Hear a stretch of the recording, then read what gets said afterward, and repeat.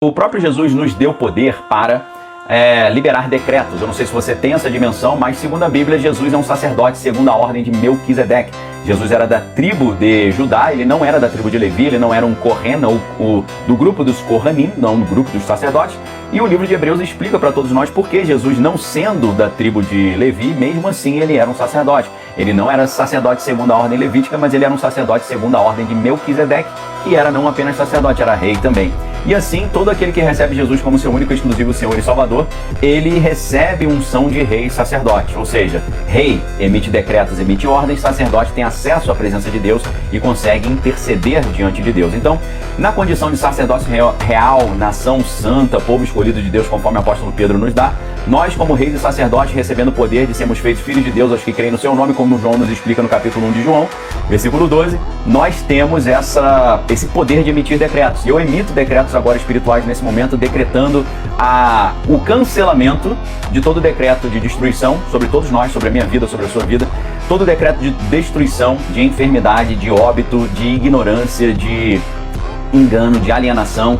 Eu cancelo esses decretos em espírito agora em nome de Jesus, usando o nome do Senhor Jesus, que ele fala: em meu nome curarão os enfermos, expulsarão demônios e anunciarão o ano aceitável do Senhor. Então, em nome de Jesus, na condição de filho de Deus aqui, de também sacerdote e rei, segundo a ordem de Melquisedeque, eu cancelo esses decretos em nome de Jesus sobre a minha vida, sobre a sua vida, sobre o nosso país. Declaro que sobre nós não vale encantamento, decreto que sobre nós não vale nenhum tipo de maldição sem causa não prospera, nós somos lavados e remidos pelo sangue de Cristo.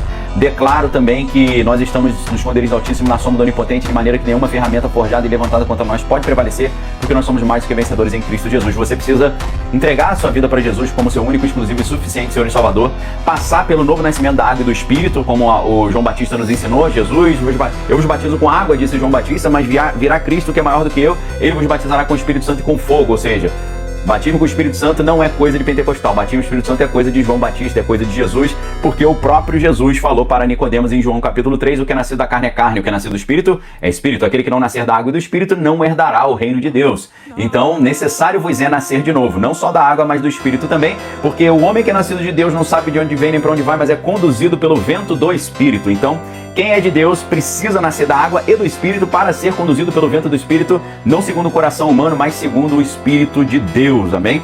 Então, sem isso aí, não existe vida cristã de verdade. Quem falou isso não foi John Wesley, quem falou isso não foi o pessoal da Rua Azusa, quem falou isso foi João Batista e o próprio Jesus. Então,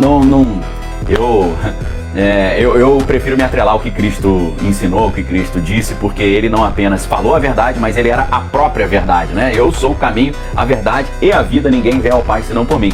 E ao contrário do que a maioria, 99% dos cristãos acham, né? Para você conhecer a verdade, primeiro você tem que conhecer a palavra. E não apenas conhecer a palavra, mas permanecer na palavra. Segundo está escrito em João 8,31. Se vós permanecerdes na minha palavra, sereis verdadeiramente meus discípulos. E então conhecereis a verdade, e a verdade vos libertará. E se o Filho vos libertar, verdadeiramente sereis livres. Ou seja, tem quem é verdadeiramente livre e quem é falsamente livre. Infelizmente, a maioria dos cristãos hoje não é verdadeiramente livre, porque não permaneceu na palavra, não virou discípulo, não conheceu a verdade e não foi liberto. Infelizmente, é isso que está acontecendo, ok? Eu não sei por que as igrejas não pregam mais a verdade hoje. É conveniência, é o inimigo que cegou o entendimento. O apóstolo Paulo nos anunciou, 1 Timóteo 4,1, o Espírito expressamente diz que nos últimos dias muitos abandonarão a fé, dando ouvido a espíritos enganadores e doutrinas de demônios. Infelizmente, o apóstolo Paulo já tinha revelado que isso já acontecia no final dos tempos, que as igrejas iam parar de pregar a verdade, a mentira seria pregada no púlpito, né? Mensagem de autoajuda, mensagem coach, mensagem de sessão da tarde, mensagem de água com açúcar, mensagem de mamão com açúcar.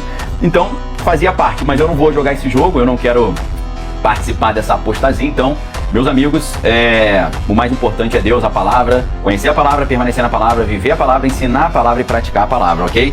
Isso gera uma irritação muito grande, né? A gente vê o nível de alienação que a gente está vivendo, porém, faz parte, a Bíblia já havia anunciado.